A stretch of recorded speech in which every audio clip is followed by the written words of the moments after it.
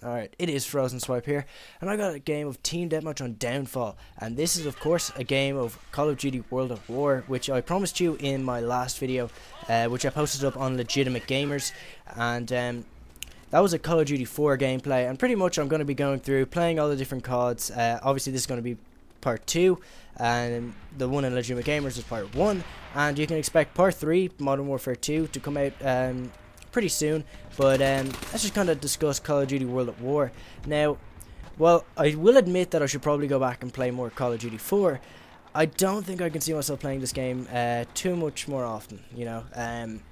Like, I haven't reached level 65, which is the maximum level you get in this game, and then you prestige.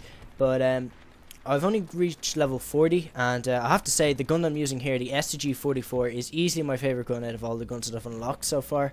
And it's just so versatile, you know. It's a rifle, you can use it at long range, it's good at long range, it's better than most of the weapons you'll come across at long range, apart from maybe like the sniper rifles or something like that. But it'll also it'll hold its own against the submachine guns, which you see quite a lot in this game at close range, because it's fully automatic, which makes it an incredibly versatile gun and really good if you want to try hard it out. And so yeah, that's kind of explaining the gun that I'm using. Like, I can't really see myself though playing this game too much more now. Even though it was like my first Call of Duty, I never really played online that much. I played it for maybe like 2 weeks, and then I got Modern Warfare 2, and then I pretty much got invested all of my game time into that. And that's pretty much where I first got hooked in Call of Duty. But I mean, it's a decent game, I suppose. Like, there is still some fun to be had, but there are a lot of problems with the game. First of all, hit detection in this game for a Call of Duty game is definitely subpar. Now, I'm not sure exactly why that is. It's running off a modified Call of Duty 4 engine, so I'm not sure exactly what Treyarch did. I think maybe, I don't know, it was something to do with the graphical tweaks that they made to the engine that somehow affected the hit detection or something. I have no idea. I'm not a software engineer, so I'm not going to even try and come up with a reason for it, but and that's actually kind of one of the reasons why Black Ops hit detection isn't too great as well, is because it's running off this engine. So Treyarch still haven't really fixed the hit detection problem with this engine. I don't know, hopefully they might do it for their next game, if they will be making another Call of Duty game.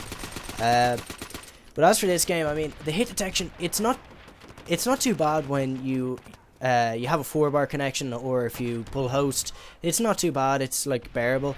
But if you have a 3-bar or less, it is horrific. It really is. It's like almost impossible to hit anyone with your bullets. It feels like you're just kind of shooting marshmallows at people at times. Like, you could pump a whole clip into a guy and not even get a hit marker.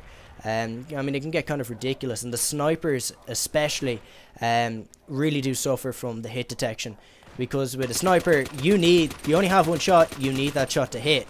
So I mean, if that shot doesn't register, then, well, you're pretty fucked, aren't you? But not only that, so I mean, because of the hit detection, connection is everything in this game. And the maps in this game are pretty big. So I mean, Team Deathmatch, it isn't the best game type for this game, I don't think. I mean, the maps are more suited towards an objective-based game, and I just prefer playing an objective-based games. I have nothing against Team Deathmatch, but I just prefer to play like Domination or War, which is an amazing game type in this game. But the problem with that is Team Deathmatch is by far the most played playlist in World of War, with maybe 500-600 people on it at a time, and if that doesn't sound like a lot to you, then I mean, I remember going on and there were only maybe like 30 people playing War. I mean, that's ridiculous. That's maybe what, 4 or 5 lobbies. So I mean, it is really hard to get a good connection in any of the objective games, because there are so few people playing it, there are so few lobbies, and unless you're lucky enough to pull host, you're pretty much not going to get a good connection. So I mean, you're pretty much forced to play Team Deathmatch in this game, which I don't think shows off this game to its full extent. Of course there are newbie things in this game, like MP40, Juggernaut, Martyrdom.